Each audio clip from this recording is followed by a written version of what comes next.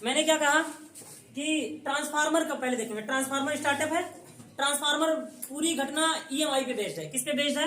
EMI, electromagnetic induction. पूरी घटना जिस ट्रांसफार्मर में जो हो रही होगी इलेक्ट्रोमैग्नेटिक इंडक्शन पे बेस्ड है। और इलेक्ट्रोमैग्नेटिक इंडक्शन की किस पे बेस्ड है? तो म्यूचुअल इंडक्शन पे बेस्ड है। किस पे? म्यूचुअल इंडक्शन, जिसे अननोन प्रेरक कहते हैं। तो transformer is a electrical device which is based on mutual induction. ये म्यूचुअल इंडक्शन पे बेस्ड है। सबसे पहले ट्रांसफार्मर का स्ट्रक्चर देख लेते हैं। तो ट्रांसफार्मर में देखो वाइंडिंग होती है, इधर प्राइमरी वाइंडिंग होती है, एक सेकेंडरी वाइंडिंग होती है।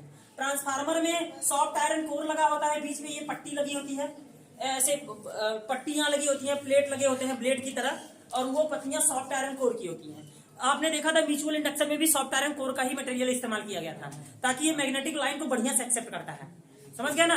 फेरोमैग्नेटिक की डायामैग्नेटिक? फेरोमैग्नेटिक क्या करता है? अधिक अब मैग्नेटिक लाइन को क्या कर लेता है? अपनी तरफ बहुत ज्यादा अट्रैक्ट करता है। तो इसलिए देखो इधर वाले को बोलते हैं प्राइमरी वाइंडिंग, सेकेंडरी वाइंडिंग। उसके बाद में यहाँ देखो हमारा ये इनपुट होगा, यहाँ इनपुट हमारा इनपुट सिग्नल होगा, तो यहाँ पे हमारा क्या होगा? आउटपुट होगा।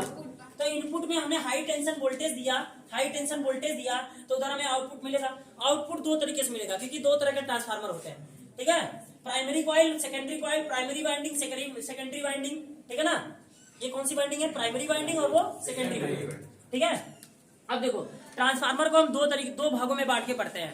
मतलब मेनली दो तरह के ट्रांसफार्मर होते हैं, ठीक है? मेनली वैसे तो ट्रांसफार्मर और भी होते हैं, लेकिन यहाँ हम दो तरह के ही पढ़ेंगे अपने सिलेबस में। क्या पढ़ेंगे? स्टेप अप ट्रांसफार्मर और स्टेप डाउन ट्रांसफार्मर, ठीक है ना? तो ठीक है, तो स्टेप अप ट्रांसफार्मर और स्टेप डाउन ट्रांसफार्मर क्या है? तो पहले इनके सिंबल की बात कर लेते हैं कि स्टेप अप ट्रांसफार्मर और स्टेप डाउन ट्रांसफार्मर को हम बनाएंगे कैसे, किस तरह से हम इसे अरेंज करेंगे।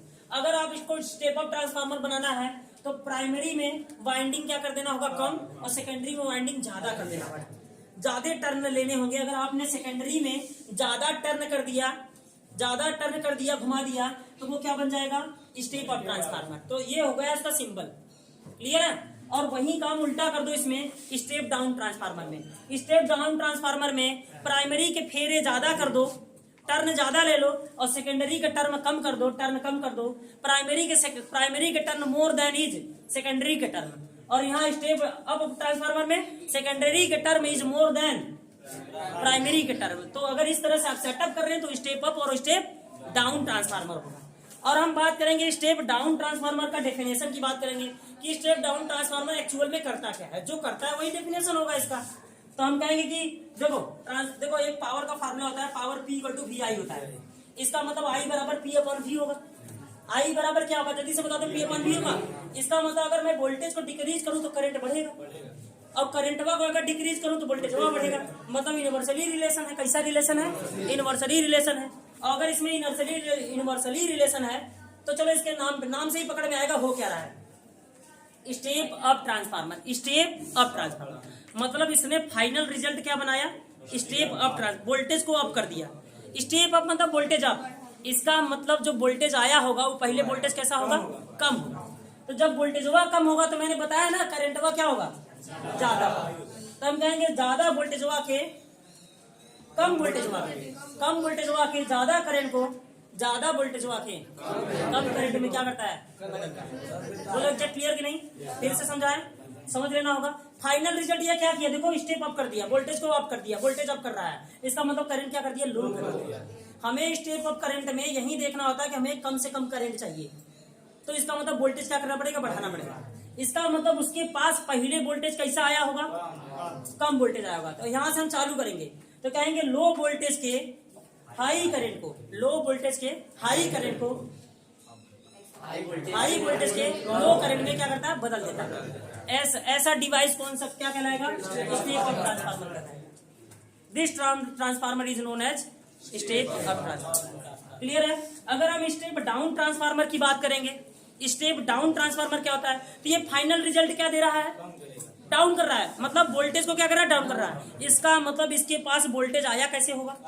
अधिक आया होगा, मोर वोल्टेज आया होगा। तो हम कहेंगे हाई वोल्टेज के लो करंट को, हाई वोल्टेज के लो करंट को, लो वोल्टेज के हाई करंट में बदल दिया होगा। समझ में आया कि नहीं? इसका मतलब इसके भाई स्टेप डाउन कर रहा है, मतलब वोल्टेज को डाउन कर रहा है। इसका मतलब इसके पास वोल्टेज आया कैसे होगा? तो इसके पास वोल्टेज हाई वाला आया होगा। तो हाई वोल्टेज के लो करंट को लो वोल्टेज के हाई करेंगे। फाइनल रिजल्ट लो आ रहा है ना, डाउन कर रहा है ना, फाइनल रिजल्ट क्या कर रहा है, डाउन। तो असल में ये वोल्टेज को डाउन करता है और करंट को हाई करता है। करंट वोल्टेज को डाउन करता है और करंट को हाई करता है। This type of transformer is known as step down transformer. ठीक है, इतना नोटेड डाउन करिए आप, उसके बाद बताते हैं। ट्रांसफार्मर रेशियो निकालने वाले हैं। तो हम ना फैराडे का फर्स्ट लॉ यूज करेंगे। क्या यूज करेंगे, फैराडे का फर्स्ट लॉ। फैराडे का फर्स्ट लॉ में हमने देखा था कि देखो पहले फैराडे का फर्स्ट लॉ क्या था, negative rate of change of flux. तो negative rate of change of flux minus N D phi one D T, यही था हमारा। तो हम कहेंगे भाई प्राइमरी का जो फ्लक्स था minus N P D phi बटे डी टी, सेकेंडरी का जो फ्लक्स था वो minus N S D phi upon D T. Equation 1 and 2। तो इक्वेशन 2/1 या इक्वेशन 1/2 कर लो तो आपको मिलेगा एनपी बटे एनएस या ईएस अपॉन ईपी बराबर एनएस बटे एनपी। तो हमें मिल गया ये रेशियो, किसका मिल गया, ट्रांसफार्मर के वोल्टेज का रेशियो मिल गया। अब हम कहेंगे कि यहाँ पे ट्रांसफार्मर का जो रेशियो एनएस अपॉन एनपी मिला है ना, इसी रेशियो को बोला जाता है आर। आर बोले तो परिणमन गुणांक हिंदी में कहते हैं और इंग्लिश में इसे बोलते हैं ट्रांसफार्मर रेशियो। ट्रांसफार्मर रेशियो को किससे दिखाते हैं, आर से। तो देखो R transformer ratio R equal to होता है एनएस बटे एनपी। एक बात आप जानिए, अगर एनएस बड़ा है मतलब आर का मान अगर 1 से बड़ा होगा तो वो स्टेप अप ट्रांसफार्मर होगा, और आर का मान अगर 1 से छोटा हो जाए तो वो क्या होगा, स्टेप डाउन ट्रांसफार्मर होगा। ठीक है, तो हमें आर ट्रांसफार्मर रेशियो मिला एनएस अपॉन एनपी। अगर हम एक बात करें, अगर 100% ट्रांसफार्मर का एफिशिएंसी कितना हो, 100%। If transformer efficiency 100%, if transformer efficiency CNC 100%, अगर ट्रांसफार्मर की एफिशिएंसी 100% हो तो आउटपुट का वोल्टेज इनपुट के वोल्टेज के क्या होता है, बराबर होता है। आउटपुट का वोल्टेज इनपुट के वोल्टेज के बराबर होता है। ठीक है ना। तो देखो या तो हम इधर लिख सकते हैं, देखो ओम के नियम V इक्वल टू क्या होता है, आई आर। ठीक है ना, V equal to I R ना। तो हम कहेंगे या हाँ ठीक है, आई आर रेशियो तो हम नहीं लिख रहे होंगे, इनपुट का वोल्टेज आउटपुट के वोल्टेज की क्या होगा, बराबर होगा। पहले इसे नोट डाउन कर लो, एक मिनट छूट रहा है। P इक्वल टू इनपुट का पावर आउटपुट के पावर के क्या होता है, इक्वल होता है। तो इनपुट का पावर इक्वल टू आउटपुट का पावर, तो इनपुट का पावर क्या होगा, P equal to V I input का, तो P इक्वल टू क्या होता है, वी आई। तो यहाँ हम कहेंगे या हम कहें वी आई मतलब ई इनपुट का ईपी और आई का मतलब आईपी, और आउटपुट का क्या कहें, ईएस और आईएस। तो ये देखो ये करो, ये इसको इधर भेजो, तो ईपी बटे क्या हो जाएगा, ईएस बटे ईपी बराबर क्या हो जाएगा, ये इधर भेजो, आईपी बटे आईएस। सही है, अरे बोलो हो जाएगा ना। तो ये होगा हमारा वोल्टेज का फॉर्मूला। इसका मतलब हमें सब मिल गए। तो हम सब साथ में क्या लिख सकते हैं, आर बराबर क्या होगा, एनएस बटे एनपी, और एनएस बटे एनपी किसके बराबर है, ईएस बटे